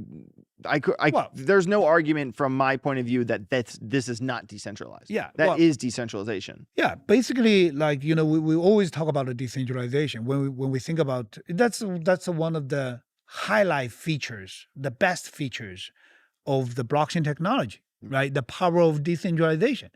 But if you set up some kind of requirement, like, oh, you want a decentralization? Okay, you need to be an engineer. You need to know how to set up the server. You need to know how to manage the client software. You need to know how to upgrade, those type of things. Then the majority of the normal community members or people were just like, okay, I don't know what to do, right? I don't know how to do. Or I choose a staking service provider to give away my assets. Okay, you do a delegation form or do like a for pool. me, like my proxy. Yeah. And then I just get the rewards, those type of things. Yeah. Right. And that's not the real decentralization, because you set up the bar for people to come in on board. It's kind of free access, as you know, but you need to have that kind of requirement. Then it's kind of like you have a privilege to go to the bar, Yep. or you get stopped, Yeah. right? Or you get in You, trouble. you just need to prove yourself. Oh, I have that kind of capability Yeah. to do that. For sure. So what we try to do is to lower the barriers. There's still requirement, like you gotta know how to operate the NFT, but that's not the rocket science, right? As like that's actually what I've been saying. NFT, even the high wave, super wave of NFT in 2021, it actually accumulates something. People knows what the NFT is, how to use or how to hold NFT in a different way. Sure. Right. And Yeah. we're just using the technology to, fulfill our purpose, I think it's goal. brilliant. I mean, I think that there's so many new PFP NFTs that like don't really do anything. Well, there's a meaning about it. Millions of them, but it's actually cool to see an NFT have a real purpose inside of the entire mechanism of the blockchain. I think that's probably one of the best use cases I've ever seen for an NFT. I'm not saying like this is the only use case, but at least we're trying, let's say, one kind of use case, like allow people represent a certain value of assets you staked and operating in a different way. Yeah. Operating to participate in the decentralization. Yeah. I also really appreciated the use case of NFTs. Please remind me of the name, but the concept was that you buy an NFT and that NFT gives you access to a real solar panel. And then that SolarWise. SolarWise. Yes. That one is awesome. I mean, how's that project going? I think that one's amazing. Actually, they keep, let's say, they're in development process. Yes. Every project needs to have, I always share my philosophy to everybody. You can start simple, but you need to iterate all the way up, right? So basically, SolarWise is also, they'll keep expanding to the different place, issue the new NFT representing the different type of solar panel, and then are able to, let's say, serve even a far away, a small village, without any kind of, how do I put this way? Let's say when you think about to build up the solar panel to provide the electricity to just 200 families or 100 families, you don't need that kind of big investment. Sure. It's about $20,000 to $50,000. You can finish that, right? But if you go to any bank or traditional, TreeFi company saying, oh, I want to build up a solar panel, support a 200 user, and with just $25,000 fundraising, they were like, oh, I'm not going to spend the time or effort for this deal, right? But during the NFT launch, you can use the NFT to, raise up the funds, initial funds, to be able to do that. And you could run everything automatically and saving the cost and to distribute the possible revenues, to every NFT holder. Yeah. So I think it's a really good use case. I think that one was brilliant because I just like always love, there's always the constant brainstorm on, what can we do that makes a difference? What can we do with this technology that actually does something? Yeah. And that's what I appreciate about VeChain so much is that there are so many use cases. You can do so much in this ecosystem. SolarWise is from the community. It's not us. No, I know, but just that it's in the same bubble in my mind. Well, we wanted to inspire people to do this type of, real utility creation, real value creation. Right. That's exactly what, I believe in the second growth curve for the entire blockchain, which is starting this year. Yep. With the clarity of the regulation, with the better friendly environment, and also the acceptance coming from the traditional companies or traditional industries. And we were really able to build some real utility, some real value. And I believe that's like the whole market has been waiting. Yes. We talk about like, okay, where is the bull market? Right? Where's the altcoin season? I know lots of people talking about that. It's coming. But why it's like, there are many reasons, right? There is a the conflicts between Iran and Israel, even the war still ongoing between Ukraine and Russia, different type of, and also the fight between the inflation and the federal, like interest cut from the Federal Reserve. There are many conflicts, Yes. here and there. There are many uncertainties. That's one reason. The other reason, I think, the market was looking for what is the next black, right? What is a new black for the market? What is the model? What is the direction we should follow? And based on my conversation with loads of institutional investors, with Johnny Garcia, Yep. our new, well, not new anymore. Yeah. He already joined the team for a year. Johnny's awesome. Yeah, Johnny's an awesome guy. Yeah. From the feedbacks or conversations we got with all of the institutions, the big players from Wall Street, from the Japanese market, from Singapore, from Europe, from Switzerland, almost everybody was looking at the real fundamentals about your product, your platform, with the real impacts. Yeah. The usual questions start with, okay, what kind of problem you want to solve? What is your market opportunity? What is your solution statement? How do you believe your solution could address this problem and create how much value? Right. And eventually lead to, okay, what's your value proposition? Right. So no more just like, let's go to the moon. Let's. Well, I think it's so important to acknowledge the fact that America has always been extremely open-minded to evolve with technology. I mean, like everyone always says, like, oh, like, can't they just shut the blockchain off? Like, what happens if they just turned it off? And I say, yeah, they said that about the internet. Cannot be done. And now we all have the internet. Yeah. Remember when the internet was getting banned, everybody? Oh, it's going on. Yeah. Never happened. Yeah. And we evolved with it. Yeah. And this is now happening with blockchain. Right. And it's amazing to me that, blockchain was, within the Silk Road days. Yeah. Oh, it's a bad thing, or a blockchain's just a joke, or it's never going to work. And then it turns out that we evolved. It's very common to any new technology. Yep. Right. Think Yep. about all of the debates about the AI. Like, oh, AI gonna kill the whole world. AI gonna kill every human. iRobot. Yeah. Yeah, the iRobot. Yeah. Or Terminator. Exactly. But just to finish my thought is like we've always evolved with the technology. And the funny thing is that we've gone from zero to a $3-4 trillion industry with the Grim Reaper of regulation standing behind us holding a scythe. Oh yeah.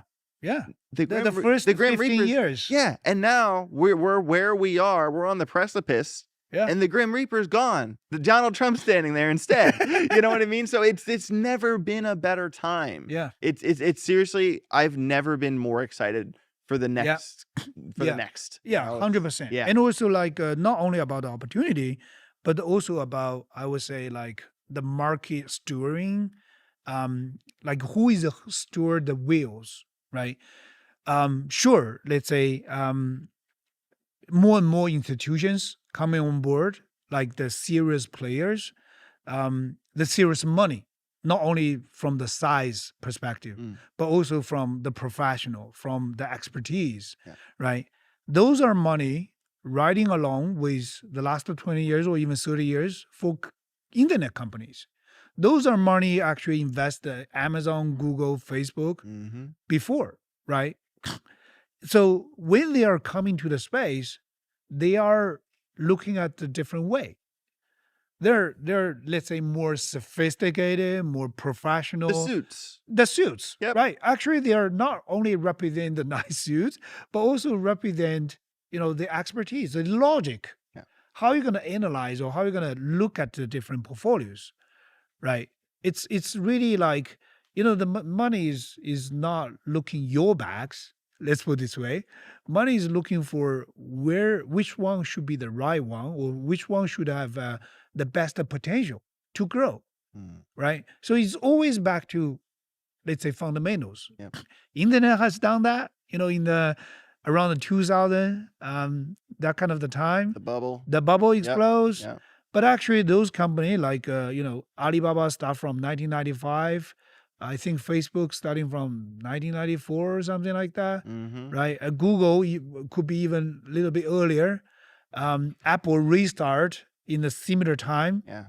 So they start before the bubble explode, but they get through They the survived. bubble explosion. They survived, Yeah. and they continue to build the utilities, right? Build the product people and the user really enjoy and even benefits, even eventually change the whole world, Yeah. right? Think about now every time you start driving, the first thing you're going to do is open up the Google Maps, right? Oh yeah. I And remember I had to print out the address to my friend's house yeah, and make sure I was turning yeah, and into also right. no more radios, and you basically follow the Spotify, Yeah. follow the iTunes, the different type of the platform, Yeah. or YouTube, right? Yep. So the world is totally different because of those utility platform or utility applications, Yes. and then they becomes the current powerful giants in the top of the ladder. Yeah. So the crypto gonna follow the same thing. And this is why I have always been so bullish on VeChain and this entire ecosystem, because now that the Grim Reaper of regulation is gone, and now that crypto is entering the second curve, and I feel that there will still be a cleansing.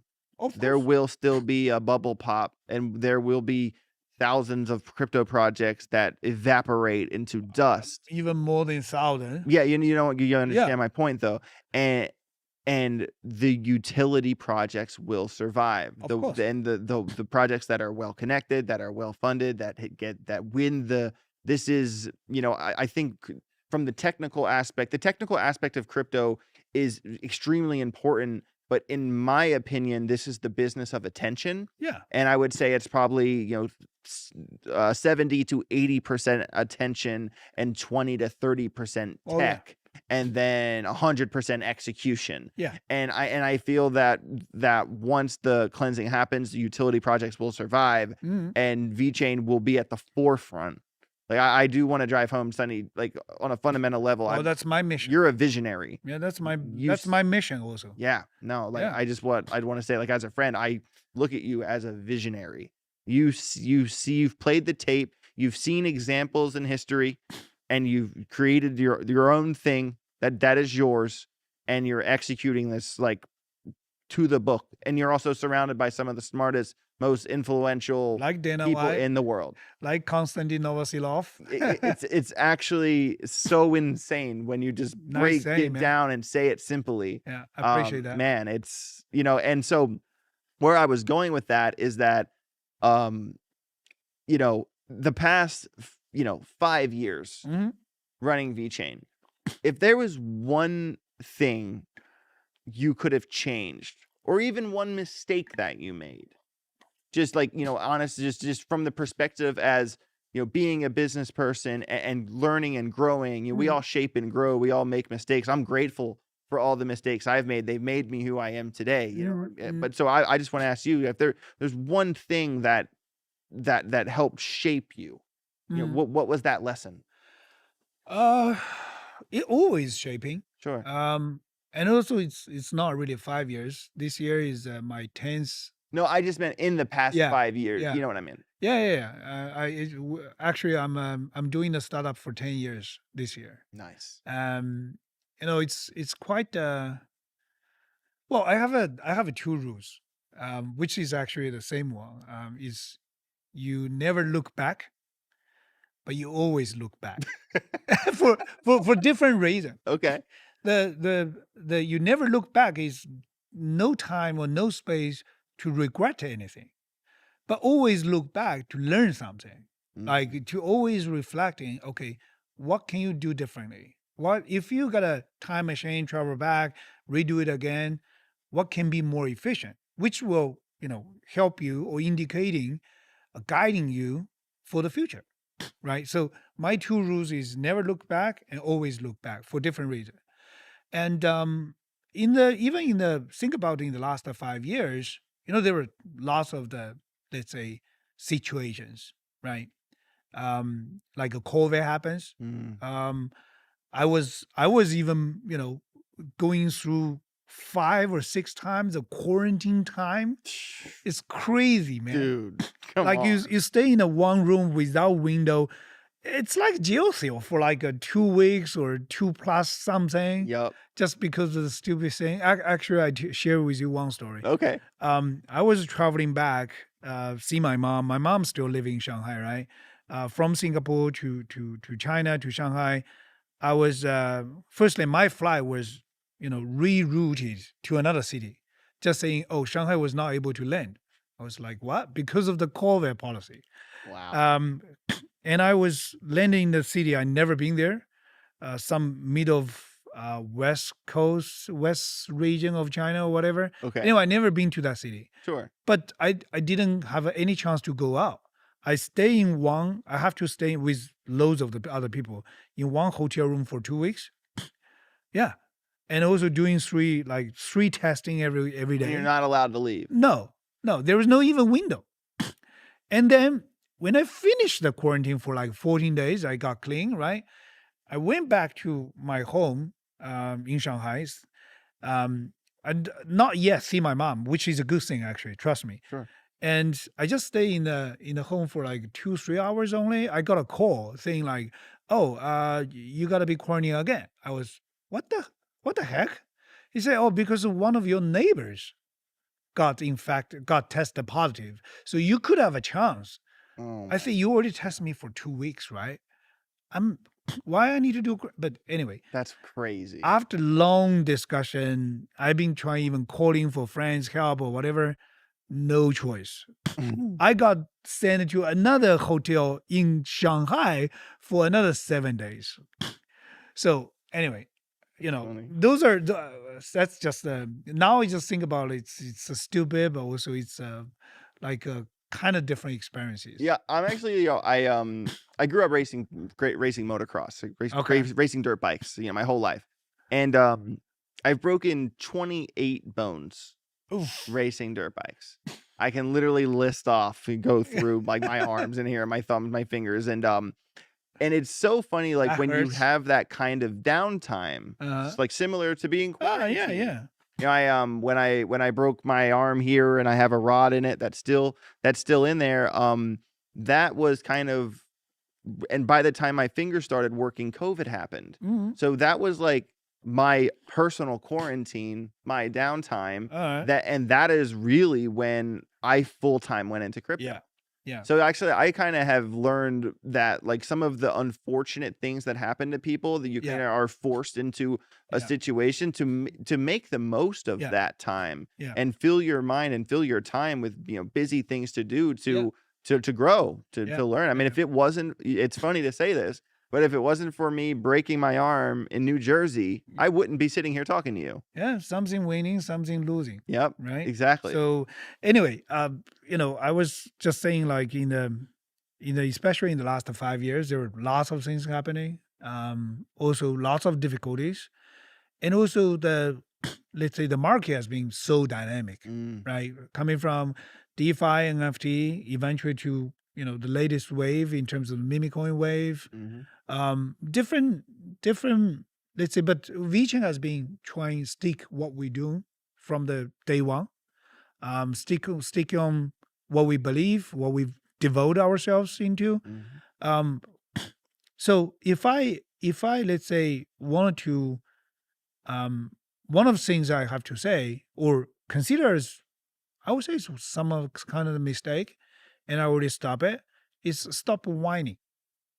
As a human being, right? It's normal. Like you complain this, you complain that, saying like, oh, why COVID like this? Why the policy, in China is like this? Why I have to do 20 something days quarantine because of that?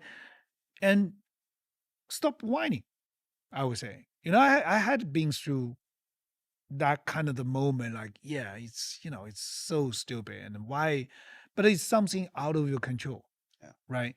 And stop whining. Just let's say, okay, that's a fact, that's a reality, so deal with that. Acceptance. Tough it up, right? Deal with that. Accept that's something you're not able to control, and that's just happening. You deal with that, right? or consider something just the cost. Okay, that's the losing. Firstly, you still get the internet, you still can work remotely during the quarantine, but also consider those 20 days, bad food, no window, no fresh air. Consider as a cost you see your mom, to see your family. That's it. Yeah. So deal with that. Stop complaining and keep doing what you believe.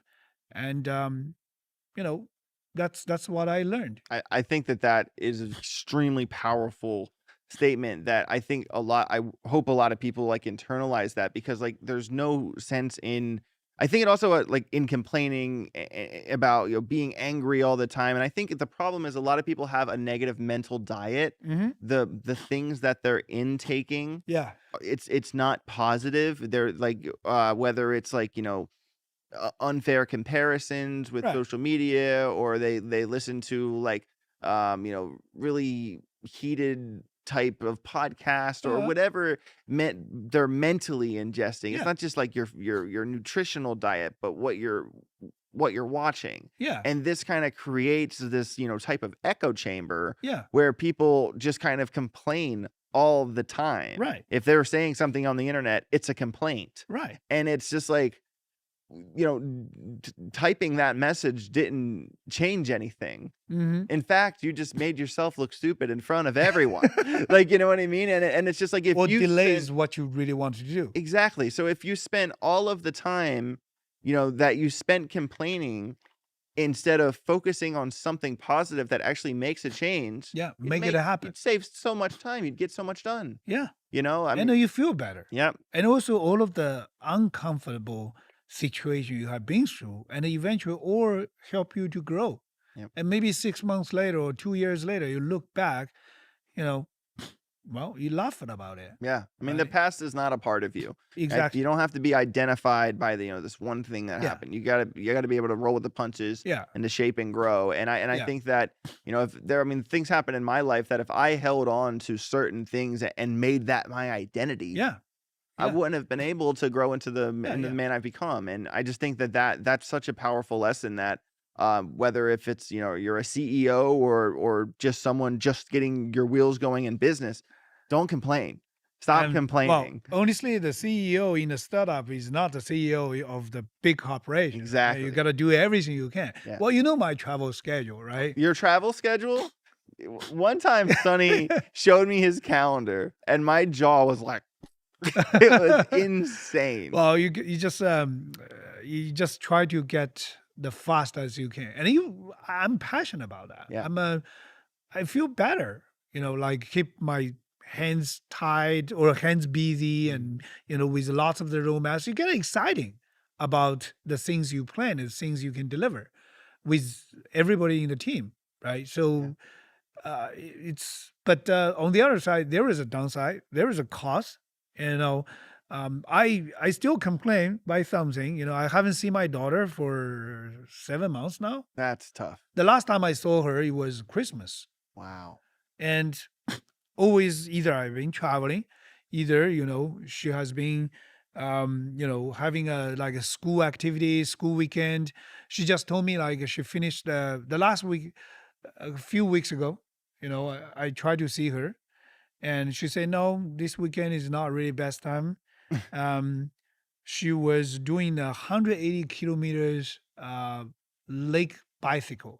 lakeside bicycle Oh, that's cool. tour for like 2-3 days. Wow. 180. And she's just like 12 and 13 years old. That's funny. Well, actually, that's like also kind of the age where, the kids would rather be with their friends than, and I think it kind of is awesome that you have that type of relationship with her, that like, obviously you still talk to her and you're close and everything, but I'm sure like she completely understands. But you that, still feel like, I'm not a good dad.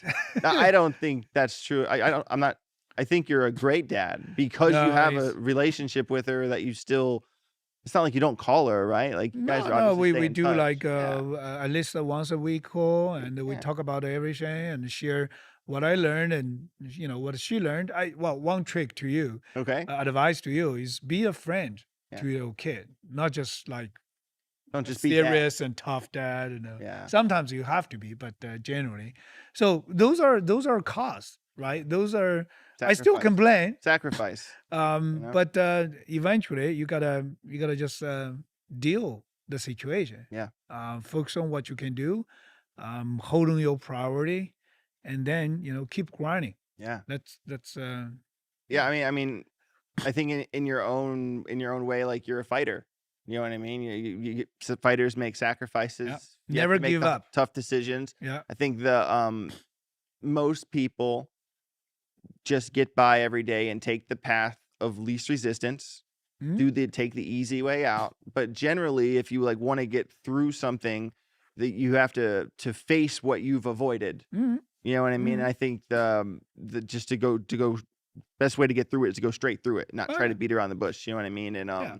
Well, you might, let's say, there are in terms of the how do you get there, right? You might make a wrong decision, you might make mistakes, but one of our company culture is you can fail, that's fine. Fail quickly, and then get back on your feet, continue. Yeah. Try the different alternative, try the different way, and still stick on the path. Yeah. I mean, it's funny that I feel like some people I've met are scared to fail, and then I think there's other people that are scared to succeed.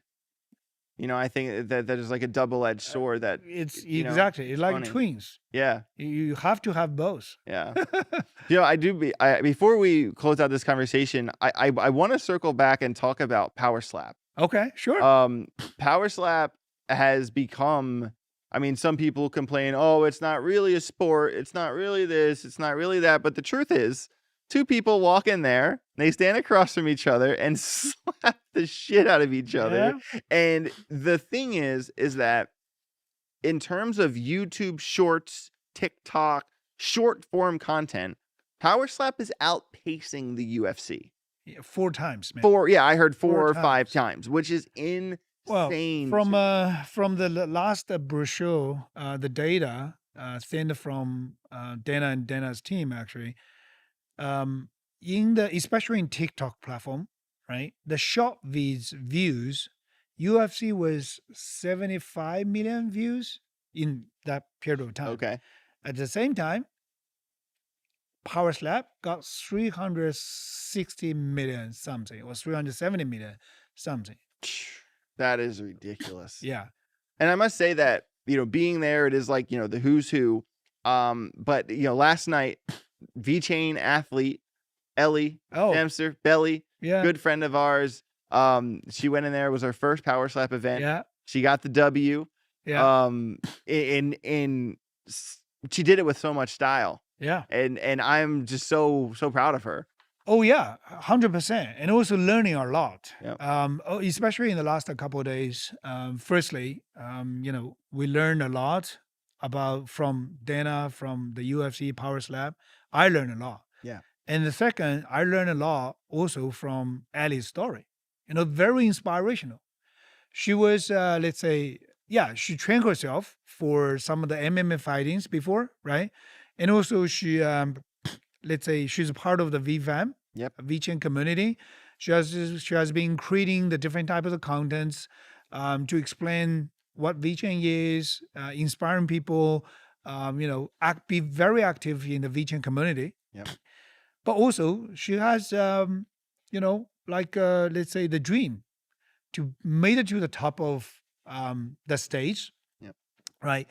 And she grasped the opportunity with the Power Slap, and actually it was not really like even planned. No, it's just the opportunity just there happened. Yep. And I didn't know that before. Honestly, I didn't know that until you know, Paisa and Ali, they shared me the story. Then I called for the meeting with Ali, with Paisa, and I signed up Ali in instantly. Wow. Right. And it is I think it's a whole meaning of Power Slap, to be honest. That's what I learned, or what I've been thinking about that. Sure. It shows accessible to anybody. You know, imagine last night, the Power Slap with how many views globally. And the place was full house. Yeah. Right? Full house. Packed. Actually, Dana even told me like, hey, we should get better bigger venue because the tickets were sold out. Yep.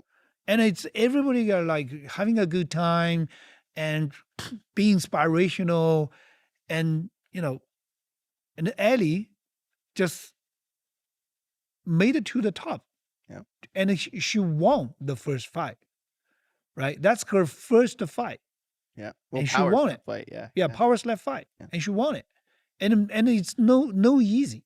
If you're learning all of the backstage story about Addie, right? Oh, yeah. She lost the 23 pounds just in last 3 weeks. 2 or 3 weeks, 23 pounds. And- And the last 10 pounds was in the last 2 days. Yeah. And also, Insane. I was there. Oh, geez. yeah, you saw the sweats, you saw the efforts. Yep. And during the process, the coach told us, right? She even fainted like 3 or 4 times In the tub. in the process. Yep. Right. So those kind of the effort and the pain is the foundation of the success. Yep. So I think the whole meaning of the power slap is being accessible to anybody and inspire anyone. You can be your own hero. Yeah. And I only say even before the fight, I told Addie, like, just looking at you, looking at how much effort you have been, preparing and how much result you are achieving, Yep. even before the fight, you are already successful. It's true. Everything is worth it, It's true. right? It doesn't matter you win or you lose even on the stage, it's you are already successful. Yeah, I in this think part. from me personally, like, I've known Ellie and Paisan for a number of years here. I was at the event, the Karate Combat event, where Ellie Mhm. tore her ACL. Mhm. And that was basically when I met her. So, and like, I kind of have seen her journey from going to do a Karate Combat fight, damaging her knee that took, basically a year to fully recover, Right. to then getting into Power Slap and winning her first, just the full journey of being down and out, being at the bottom, to, getting healthy, regaining that confidence, and finding her spot. And it's to see the lows and the highs and that the polarities between them. It's so big inspiration. It's a journey. Yep. And it's an very inspirational story. And I got inspired. Me to too. Be honest. Yep. And Alice shows very positive attitude. Never give up, just grinding on herself, and eventually reach to the top. Yeah. Reach to whatever. I'm sure she's not gonna stop there. No. She will continue to, looking for the next opportunity. Oh, yeah. Next, slap night. Yeah, there's talking about, a possibility of her maybe, I don't know if it'll be the next match or the match after to that, the but UFC? maybe getting a title shot, or maybe transferring to the UFC. And that, I've literally seen her go through a bear market and a bull market in her personal life in like the past year. Yeah. But no, but I think that, that story is, if you really appreciate the value there, like, kind of encompasses, but not only crypto, but like VeChain. Oh, crypto is the same. You know what I mean? It's just such a relatable story. Well, you see the common spots, right? Yeah. It's like being accessible for real decentralization, right? You gotta give everybody, let's say, the opportunity, and the good guys will shine. Yep. The good guys will, go through that, and also inspiring everyone. Believe what you do, be passionate about what you like, and keep grinding on yourself. Yep. And the failure is maybe just temporary thing, and keep going, and you will reach there. Yeah. And Addie just show everyone like, That's it. super excitement. That's the vibe. Super exciting. It's like in Wolf of Wall Street, when he's like, does your wife hate you? Good. Pick up the phone and start dialing.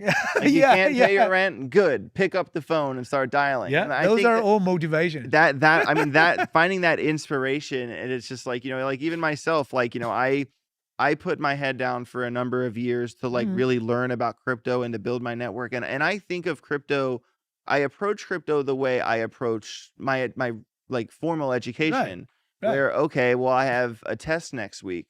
I'm not going to binge study the day before the test. I'm going to read 4 hours each day for the next week going into the test and get an A. So I kind of applied that same mindset, but crypto. Yeah. And I kind of thought to myself, crypto to me is a lot like college, except Yeah. if you get an A on this exam, you become a millionaire. Yeah. And I think that if people stopped kind of, I think some people get too overwhelmed with the concept and don't take the time to break it down piece by piece and to Well, systematically learn each. yeah. And I Well, think if you do it that way, success is baked in. That's actually why I like you, and also that's actually how do I say, most of people don't really get it, because let's say so-called success or even just a result outcome never comes easy. No. There must have some efforts, right? Some time has been spending on that kind of study. You explained VBetter pretty well. Explain those applications, whatever EVM, Markshall, because you are using that. Yeah.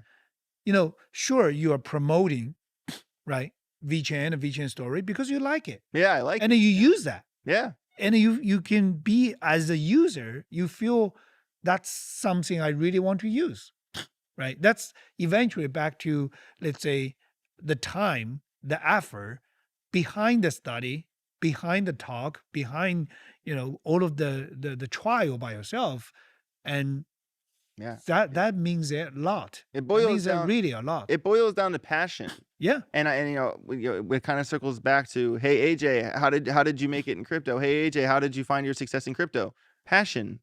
I'm passionate I'm passionate. Yeah. And I took the time to, okay, well, if I get up at 8:00, I could hit the charts by 8:30. I'll look at charts for an hour, then I'll read today's news stories, and then I'll, learn about this new project. And I literally planned my days Yeah. from the second I woke up to the day I still do this for the most part. And I plan my days in half-hour blocks and work in at least 4 to sometimes 6 hours a day focusing on crypto.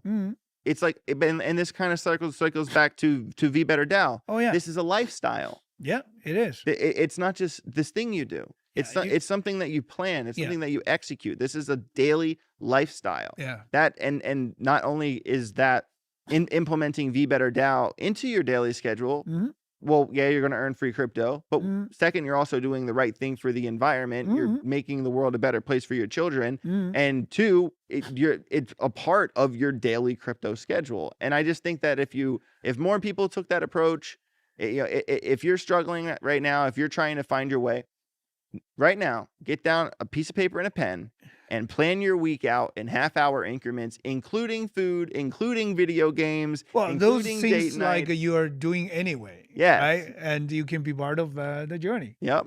That's what it's all about. Well, man. actually, you mentioned about that. I think that's a very good point, because we're kind of,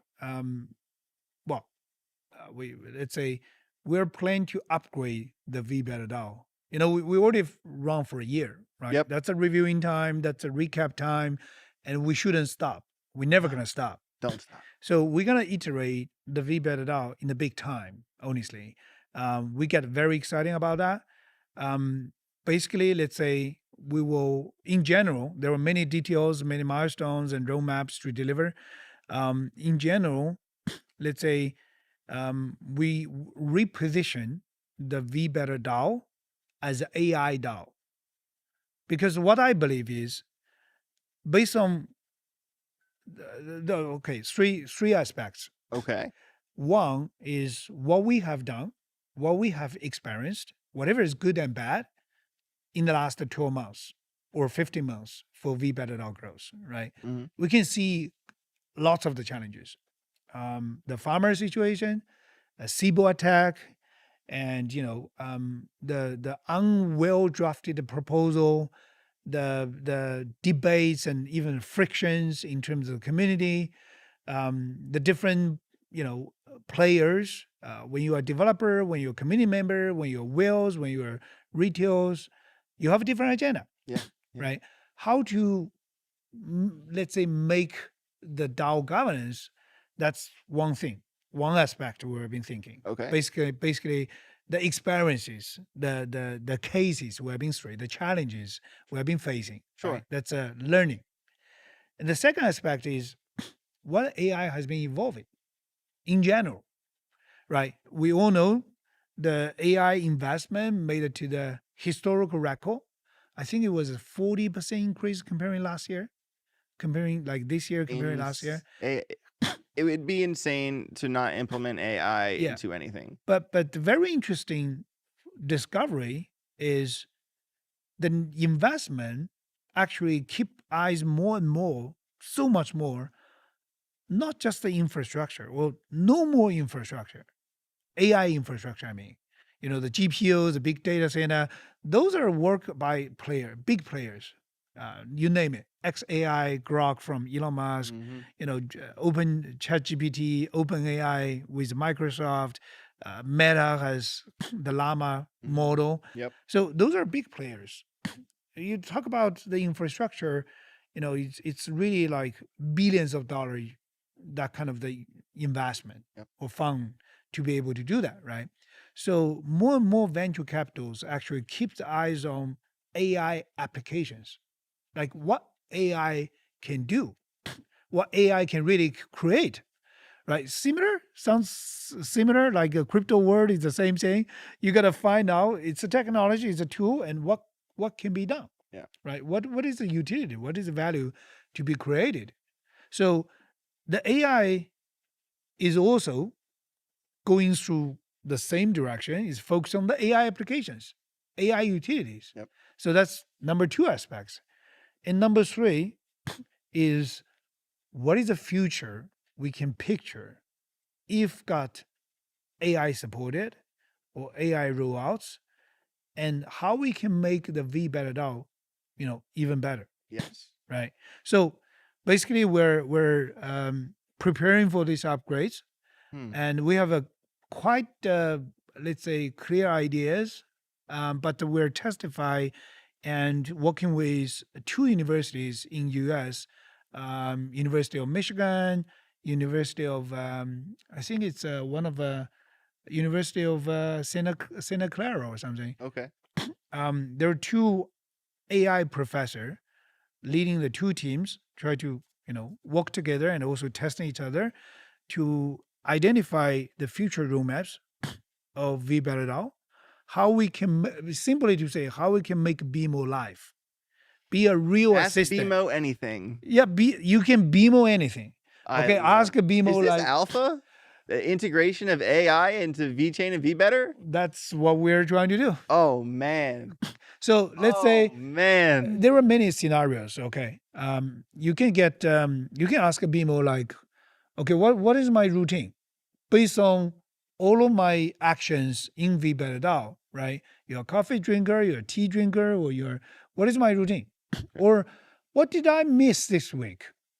Any other returns, you know, I can get based on what I do, my actions, right? Or you can just simply ask like, okay, I see a farming situation growing up. Okay, I made some examples. I list up some of the numbers, the datas, right, feeding to the BMO, and I say, okay, write me a proposal about it. How to improve that kind of situation, Right. or you wrote a proposal, right, and you feed it to BMO. Help me to polish that.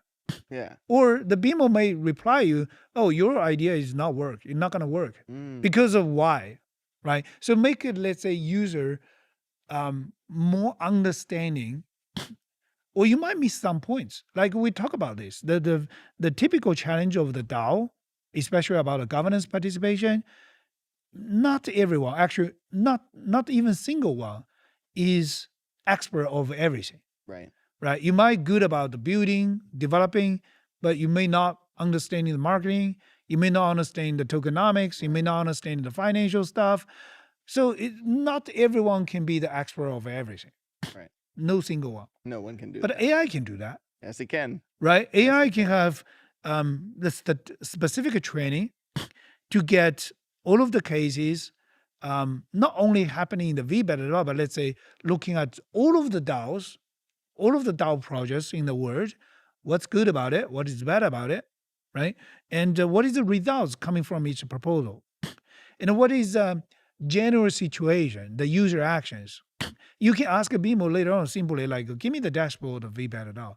which application enjoying more attentions, Mm. which having a bigger users. And which one? Who's using this more? You know, who's Yeah. been, or So which one has picked up the most in the past week? yeah. So basically, from give you like a Chat GPT, that type of information sharing or dashboard, to be your personal assistant, to help you to play more applications in the VBetter DAO, or until to the most sophisticated job or complicated job to be a governance participation, and eventually drive the BMO to play a more and more important role to help the VBetter DAO growth. The BMO is going to help people optimize their experience inside. Honestly, VeBetter. I'm even picturing maybe sometime next year or maybe couple of years, you were interviewing BMO. What's about that? I would love to interview BMO. Right? What about that? You can ask I'm in. like, the different type of the questions, and he might give you some of the insights, all of the learnings about the VBetter. What about that? You never know. I'm in. Right? And just so the audience knows, we got to circle back on this quickly. Sonny and I have a deal. Oh, we yeah. We have a deal that if VeChain ever hits $1, we're getting BMO tattoos. I'm gonna still keep that. Let's go. Right? Let's I'm do in. that. I I'm can't- looking forward to get I'm that. here for it. I gotta do color once. Oh, definitely color. Definitely color. Yeah. But no, I think that is amazing news. I did not know that you were working on that in the Well, background. we never. I That's think alpha to that's me. the place. Yeah, to drop the bombs a bit. Wow. I guess I will get the challenge from the research team, technical team, Well, and time takes even time. the community team. Yeah. Yeah, of course. It takes time, but we get excited about that. Yeah. We see the clear use case, the alpha, like you mentioned, not only from the crypto but the AI, how they can work together. Yep.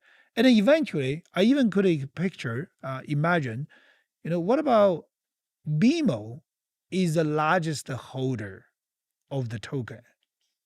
Whatever he could, or she or it, BMO buy from the market automatically, or BMO, getting a proposal voted, passing through. So eventually, I would say Better token will be a real AI agent token. That AI agent can use it based on the smart contract, based on the LLM models, the trainings and evolving of the AI itself.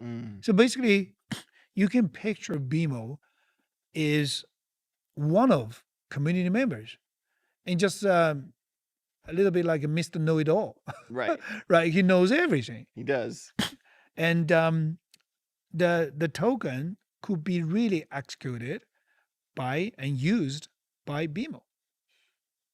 That is a What about that? Brilliant idea. Right. Brilliant idea. And just to anyway, BMO is the mascot for BeBetter DAO. In case I'll put him on the screen right here, just so you guys know what we're talking about, or maybe I'll do that a little earlier back. But it's funny how Donald Trump, when he just first started this whole push, was saying that he wants America to be the crypto and AI. It's Davey this Sachs, huh? very specific set of words, crypto and AI, to say it that way.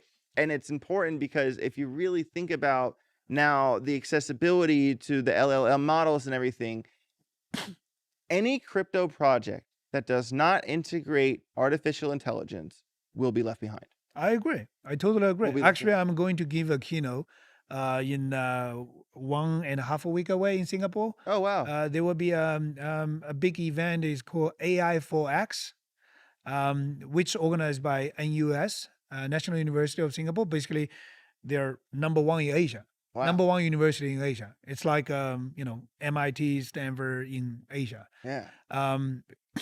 And the Constantine, the Nobel Prize winner, our advisor, is a professor of NUS, and he organized the AI for X. Basically, is X represent different type of academic topics. Could be AI for chemistry, AI for physics, AI for mathematics, Right. AI for loads of the different type of areas. Right. And I will be the one to present AI for blockchain. And I made I'm going to make two projections. One, by 2030, the 80% of the AI, let's say 80% of the blockchain transactions will be executed by AI agents. That's the number one. Number two, the crypto and the token is actually designed for machines, not for humans. Think about that. That's Let's a say bold statement. it The is. first one I agree with completely. The Okay. second one I want more All right. explanation on. Okay, maybe not directed for, let's say more directed for machines, but indirected for human. Let's put it this way. Okay. Why? Think about that. If you wanted to execute some like microtransactions, like cents, even less than 1 cent, that Sure. kind of transactions, you're not gonna do it by a human. You usually rely on the machines based on some of the conditions, based on some of the data exchange or data swapping. Then you come up with microtransactions based on small fractional value you can get or small fractional actions has been recorded on the blockchain and verified by a smart contract, right? So when you do that, it's better to let the AI to manage that and monitor all of the transactions. That's first. Secondly, think about all of the security threats and what hacks, scams, loads of the bad stuff. Yeah. Right? It's actually linked to how to protect the user or how the user get more protected. Right? Yeah. And sure, I mean, blockchain is open source world, is self-custodian, not your key, not your assets, those type of things. Yeah. But still, if we're able to get the user more protected, there will be better growth of the entire ecosystem. Yeah. Not just people get suffer or People disappointed. need to trust it. Yeah. Yeah. So AI can do that.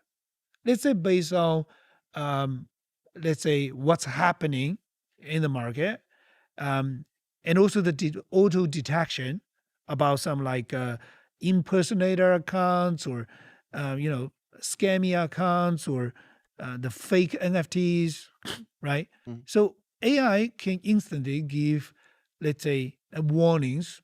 At least that you could have a second thought Yeah. about whatever you try to do. Hey, look out for this. Yeah. Right. And also like be aware there will be some incidents happening or because AI able to get all of the information like right away and be abstract away and be summarized and to feed it to the users.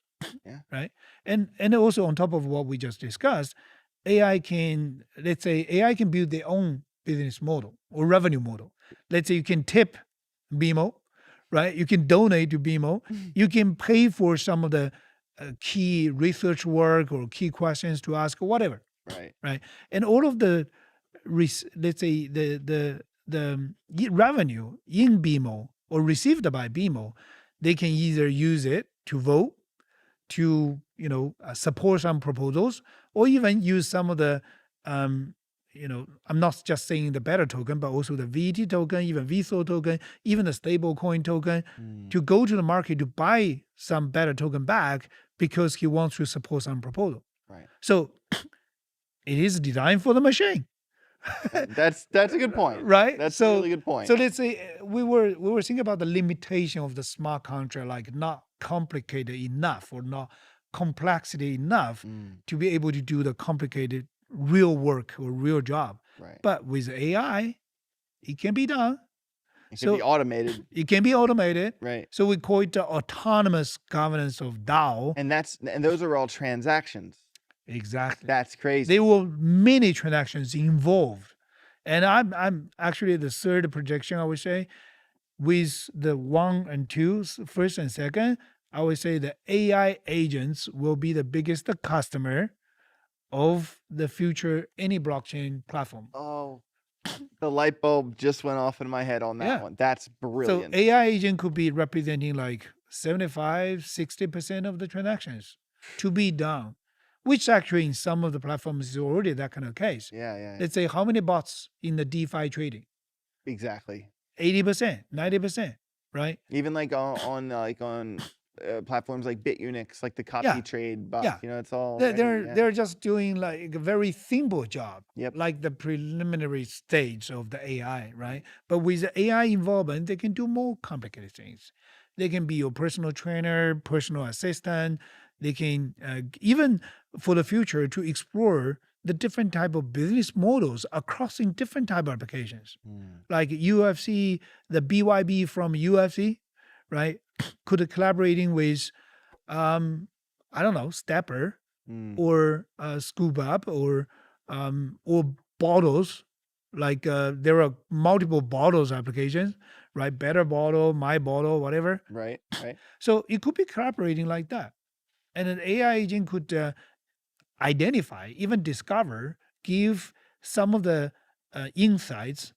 Let's say 3 different level of data and individual data. You do all of the actions um, on your own in your day. That's your individual data. There is a little bit value about it, Yeah. right? And then application level have application level data. The Mark Shaw would know like, oh, I have a 1.2 million coffee lovers, or 30% of the coffee users are actually tea users, Mm. right? So they have their own application level of data, a little bit more value. And then across the entire blockchain, you can like play as a God's eye. And you have an overview, like how many transactions going to this way, going to that application, or driven by this application or that application. And you have a third level of value. And AI could be the monitor to check out all of that and come up with, maybe new ideas. Yeah. That's Nothing for sure for that's now, but just crazy. my picture, my expectation. Wow. Like, I mean, I'm gonna circle back to what I said, an hour ago, man. You're a visionary. you're a visionary, man. Like you see the writing on the wall. I kind of feel like, um, I needed the second part. I think that you're completely correct that I didn't think that Well, crypto would become controlled by the machines. Like I kind of have felt, because crypto to me kind of represents like my personal, key to the door of financial freedom, like my right. personal privacy, my personal. I don't want middlemen. I don't want, you know what I mean. I want to bank myself. Yeah. That self sovereignty. Yeah. And but then from the just like we talked about the evolution of Uh-huh. crypto with the music, the CDs, the iPods, the streaming. Well, Yeah. crypto is going to automate itself Yeah. through artificial intelligence, Yeah. and it's so obvious. So But that's my point. yeah, AI and the crypto and the blockchain is supposed to work very close to each other, yeah, right? And I'm very happy to see like VBetter DAO could be the first playground and use case to see that kind of combination. And I'm super excited about that. Well, you know what? Next hour session, probably in September, yep, right? And we can talk about this. yeah. Like Maybe we will have more details. We have more roadmap. Maybe we will have a next version of white paper already released by that time. maybe. Well, Sonny, thank you so much for dropping the bombshell, the AI alpha from VeChain. I didn't, guys. Just for the record here, I had no idea he was about to say that. Wow, that's something like we talk all the time. Yeah, we right? do. And basically just like those are things we have been working on. I have been thinking in my mind, so yeah, just spit out. Well, there it is. You heard Yeah. it here first, everybody, at Ajwritescrypto. Guys, if you want to get involved with VeBetter DAO, if you want to earn free crypto by doing the right thing, click the link down below. Get the vWorld wallet, and vWorld wallet is a portal to VeBetter DAO where you can earn crypto with Mugshot, but with drinking coffee. You can earn crypto by going on a walk. You can earn crypto by doing a workout or charging an electric vehicle or with your grocery receipts. There's a list of things Yeah. you can earn free crypto with VeBetter DAO.